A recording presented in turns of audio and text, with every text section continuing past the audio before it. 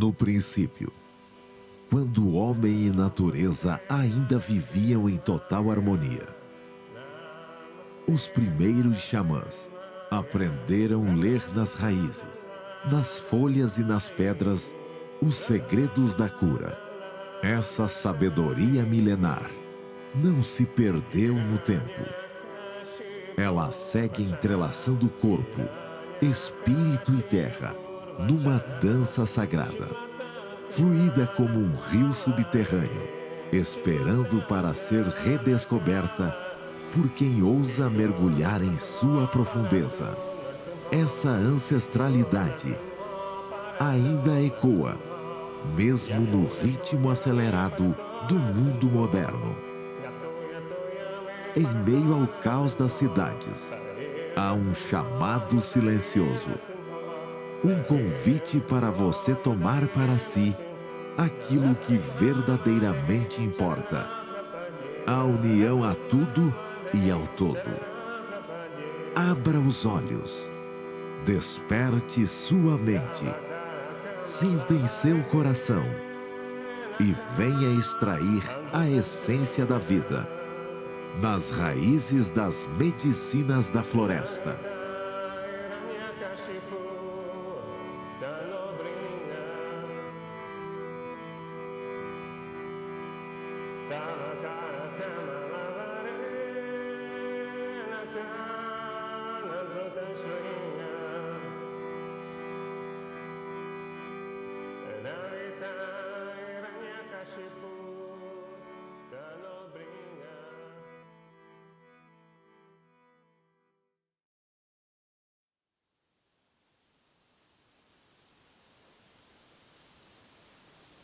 Conexão, né? A gente está todo mundo interconectado, né? E isso é uma das essências do xamanismo, tu saber, né, que todos os seres e elementos da natureza fazem parte de uma teia conectada, de uma teia interconectada de vida, e cada um desempenha um papel fundamental, sabe?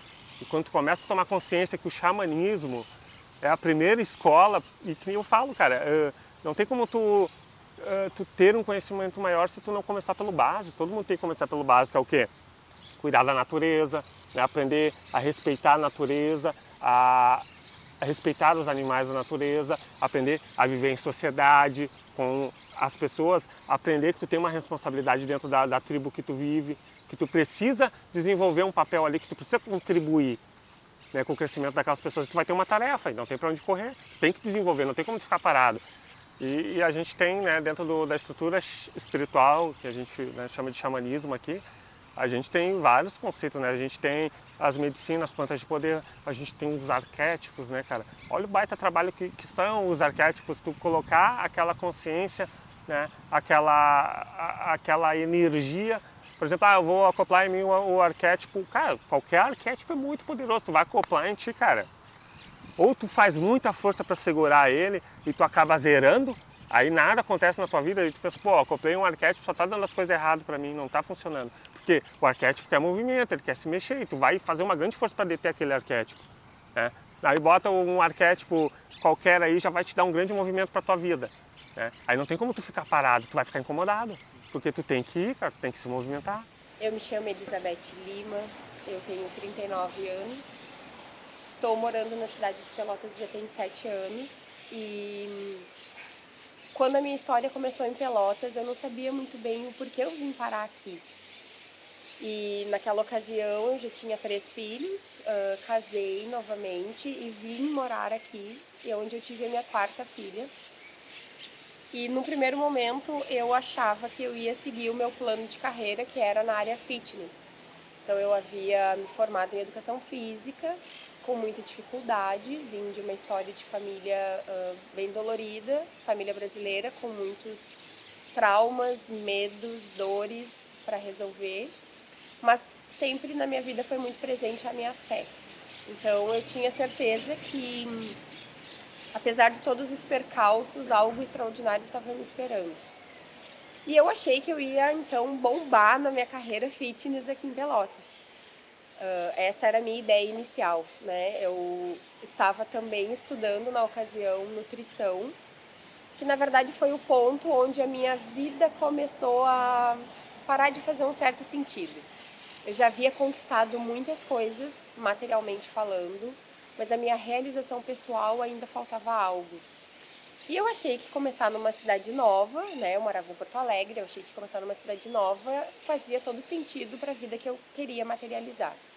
Mas aí, aos poucos, a medicina foi chegando no meu caminho. Então, em 2018, eu fui para Minas Gerais receber uma iniciação na magia e nessa data foi apresentado para mim as medicinas da floresta. A primeira medicina que chegou até mim foi o rapé. E quando ela me falou brevemente sobre do que se tratava, eu só falei quero. E quando ela me passou o primeiro sopro do rapé, parece que a cortina da minha vida se abriu. E já no primeiro sopro eu entendi que tudo aquilo que eu estava vivendo era uma ilusão. E que eu devia rever os meus passos porque a minha história iria mudar e ia ser muito rápido. Então eu entrei num desespero muito grande, muitos medos, mas também confiei que aquilo que se apresentou a mim através daquela medicina não podia estar falando de algo ilusório, porque me mostrou exatamente a minha vida.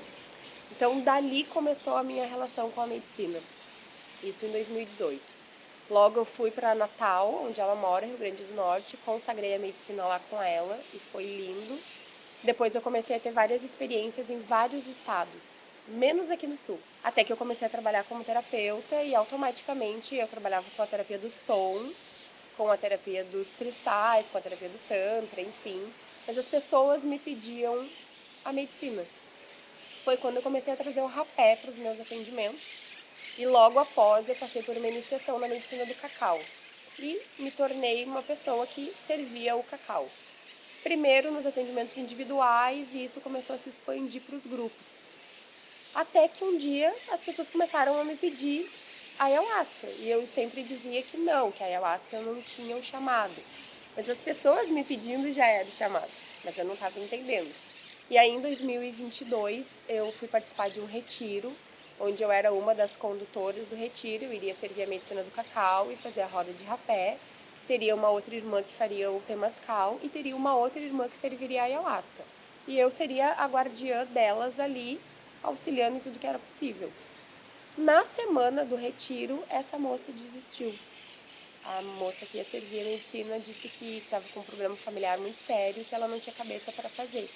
E eu havia trazido a medicina de Natal, porque eu havia ido para lá semanas antes e eu trouxe a medicina. E aí, no nosso grupo interno, a dona do espaço pegou e falou, então, Elis, você serve para nós? Aí eu falei, não, eu nunca servi, né? Não me sinto apta. E ela disse, mas a gente vai cancelar o retiro, temos 24 pessoas inscritas e pagas, a gente não pode cancelar o retiro. E as pessoas estão vindo pela ayahuasca. Medita e vê o que tu pensa. Aí eu fiz uma chamada de vídeo com a Tianã, a minha amiga, e falei para ela o que estava acontecendo e ela muito firme, ela disse, então você vai lá e você vai servir a medicina. E aí eu falei com a minha filha, que na época tinha 12 anos e ela já consagrava comigo e ela já era minha guardiã. E eu disse, filha, então o retiro, as coisas mudaram, a gente que vai ter que servir a medicina. Daí ela me olhou, eu pensei que ela ia falar algo, tipo, não, né mãe? Ela me olhou e falou, tá bom, quantas pessoas que vai ser? Daí eu disse, 24, Lulu. Daí ela, tá bom, eu cuido de 12 e tu cuida de 12. E aí eu olhei pra criança de 12 anos, toda corajosa, e eu peguei todos os meus medos e disse, vamos fazer uma reunião. E aí a Tianã me encorajou e disse, não, você vai lá e você vai fazer. Aí ela me disse, que horas vai começar o rezo? Daí eu falei, às 9 da noite tá marcado. Aí ela disse, pois bem, nessa data, às 9 da noite, a gente vai fazer uma chamada e eu vou abrir o meu portal aqui, você vai abrir o seu portal aí e nós vamos trabalhar juntos. E foi incrível, foi um rezo tranquilo, amoroso. Nós tivemos uma interferência que eu julgo ser espiritual e aí dentro do meu processo ritualístico a gente já rapidamente conseguiu resolver com os guias e mentores que, né, estavam ancorando o trabalho e foi um trabalho lindo.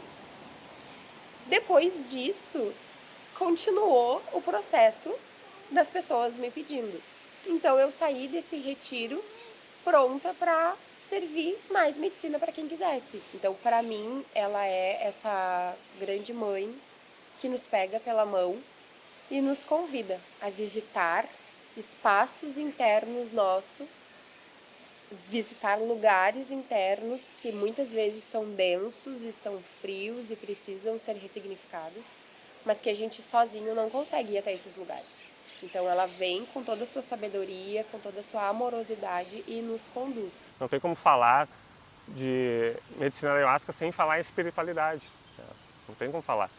Então, tu acaba te conectando com essas energias sutis, né, de muitas maneiras, e captando essas informações, porque se tudo é informação, a gente pode captar a todo momento, que daí é aquela história da canalização, né? E quando tu começa a fazer canalização, tu vai sendo mais direcionado de acordo com o que a espiritualidade designa, né, quer que ocorra. É como eu falei, não importa o que a ayahuasca é, e sim o que a gente pode vir a se tornar a partir desse contato. Então, para mim, a ayahuasca ela é essa agente de transformação que recolhe tudo aquilo que não serve mais e te mostra. Então, ocorre muitas transformações, sim, pelo menos eu acho que o principal é as pessoas terem ciência de que há um plano espiritual, de que há outras coisas, né, outro tipo de conhecimento acontecendo ao redor. E agora, o que tu vai fazer com isso? Né?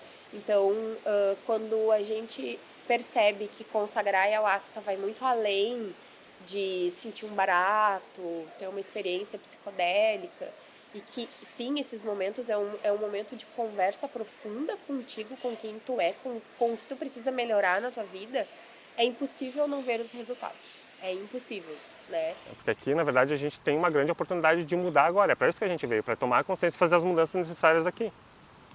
Porque senão, depois a gente tem que continuar no processo de evolução. A gente acaba trazendo nosso próprio processo evolutivo, né?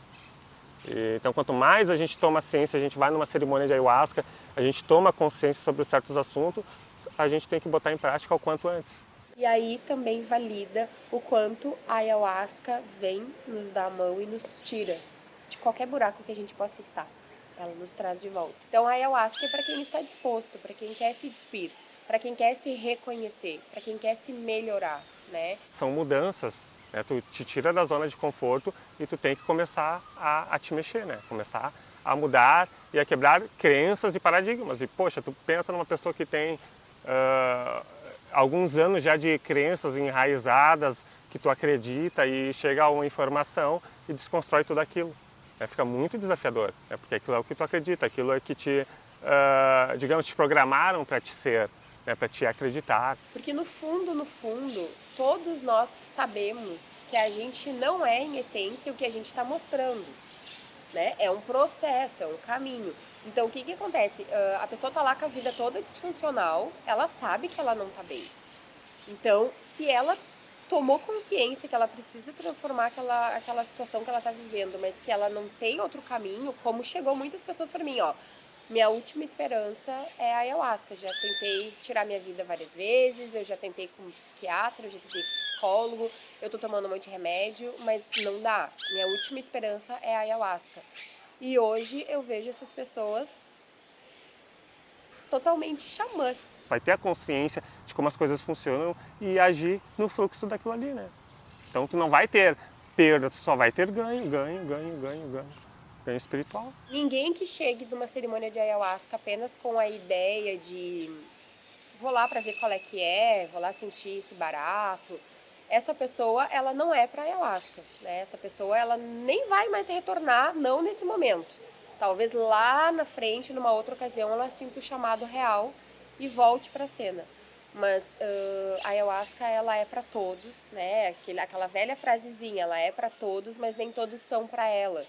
Então, eu acho que a ayahuasca, ela chega para quem está pronto, né? Vai ter as pessoas que vão por curiosidade, não vão retornar mais, vai ter essas pessoas. Mas com certeza, ainda assim, essas pessoas, alguma transformação ela vai receber, né? Alguma consciência ela vai acessar e pode passar uma vida inteira sem consagrar que alguma coisa ali aconteceu. Ainda assim, nessa cena, a gente não pode romantizar as dificuldades que tem pelo caminho. A ayahuasca, ela é uma grande ferramenta de potencial transformação humana. Mas a gente não pode esquecer que todo o processo de cura, na verdade, é um processo de desapego. Então, se você escolher adentrar esse universo da consagração da ayahuasca, se você escolher ter contato com essa planta mestra que tem esse poder de reacender em ti quem tu és, tu precisa estar livre de todos os preconceitos e de tudo aquilo que você acha que sabe sobre si, e você vai precisar começar tudo de novo. Só precisa ter disposição e foco, né, no caminho. É isso. Acreditar, aceitar e se entregar.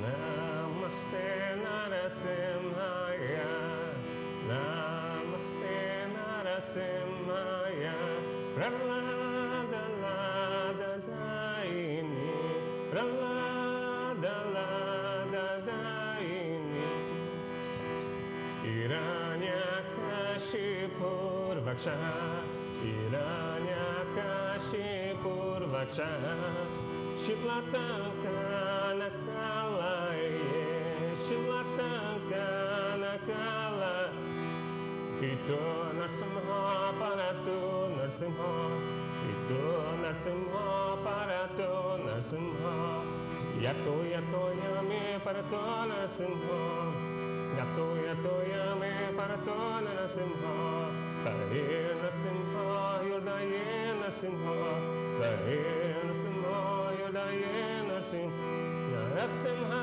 Made Sharana Prapade. A ayahuasca não é uma cura milagrosa, mas um espelho sagrado que reflete nossa essência mais profunda. Ao nos confrontar com nossas sombras e verdades ocultas, ela nos guia em uma jornada de autoconhecimento e cura ancestral. Uma dança entre o visível e o invisível, onde cada purga é renascimento e cada visão, revelação.